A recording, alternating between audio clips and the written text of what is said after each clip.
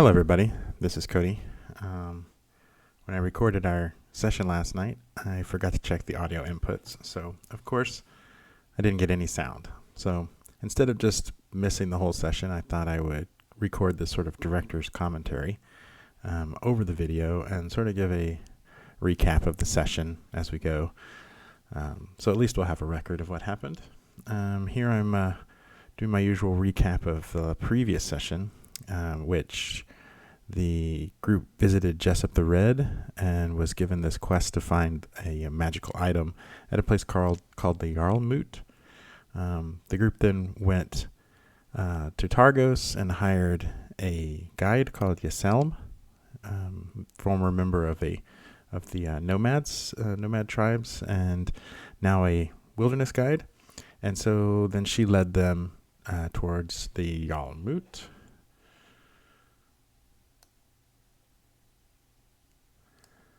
So then I switched over to the battle map here. The group found on top of a snowy hilltop, they found a series of stone thrones that were once used by the frost giants for their meetings. And since they timed their arrival to the full moon, when they entered the center of the circle of thrones, some frost giant apparitions appear, which I will skip ahead to that. There's a picture of the king. So the king of the frost giants sort of raises his hand, and then out of nowhere appears a frost giant skeleton. And the group has a little bit of time to prepare. I think Rikarin throws out a creature from his bag of tricks, and then we start the battle.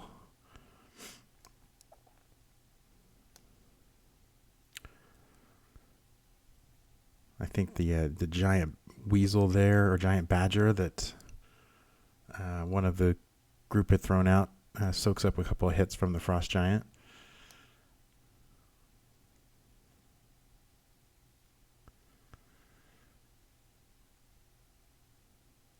The frost giant has a icy stare attack, which he missed, and then I forgot to use it for the rest of the combat. So it was still a pretty good fight,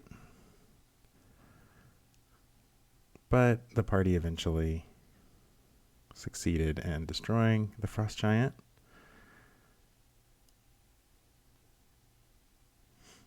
Now here, I was going to make I was going to just move ahead with the session, but the guys had to taunt the Frost Giant King with some trash talk about, was that all he's got? So I went as written in the book and caused 2 invisible stalkers to appear.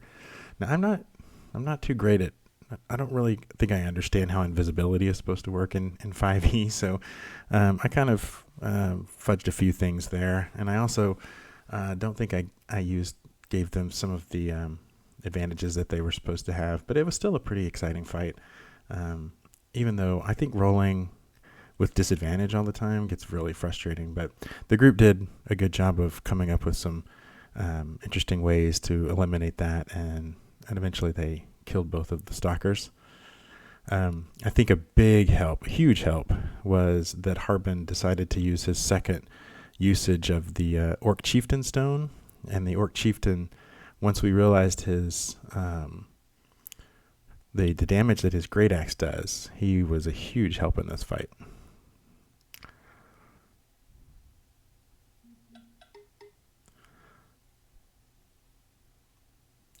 So eventually the 2 invisible stalkers die. The giant king disappears, and his throne rises up to reveal an entryway into a stairway down. But before the group can explore that, Yaselm is apparently possessed by the Frostmaiden and attacks them. Now the book has her also call in a giant wolf, and I had planned on doing that, but the group was pretty beat up at this point, so I decided to just have her fight by herself. And she didn't last very long, mainly because that orc chieftain was still around. If I'd been smarter, I would have waited 10 minutes until he disappeared and then had her betray them. But anyway, it was a fun little fight. I got to cast a few spells, but she eventually died. Then the group descended those stairs and found this sort of room full of these urns, and each one with kind of a riddle. And the group figured them out pretty quickly and started lighting the fires by putting certain things into the braziers, and I started marking them with this marker as they lit them up. So the only one they couldn't figure out how to find was a stone from a mountain. They tried lots of different rocks and stuff, but since I had no way of knowing if those rocks were actually from a mountain, I didn't start the fire. But then once they figured out they could push open these doors to the northeast, they entered another room which actually contains a bunch of chests that have the stuff that they actually needed to put in the fires in the other room. So they found the mountain rock, used that to start that last fire, which opened up the gate to this other room. And then in there they found the chest. I had one last chance to trick them because there was a key in this chest, the lock of this chest, and if they had turned that, it would have teleported them away and stuff. But they were smart enough to not do that. They took that key out, put the crystal key that they had found in the other room in there, and so then they were able to find the horn of blasting, which I think I have a picture of. No, it must have not shown. Anyway, they took the horn of blasting. There it is, the horn of blasting. And so I was kind of expecting them to go back to Targos, but instead they decided to travel to Bremen so they could eventually go up to Lonelywood to check on their tavern. Now, when they arrived in Bremen, they went to a different bar than they usually do, and they noticed two guys at a table watching them. And then when they confronted them, the two guys revealed themselves to be members of the Black Swords, the kind of cult that they had met in Caer Dineval, and they requested the party travel to Caer Dineval to meet with their master and to discuss something.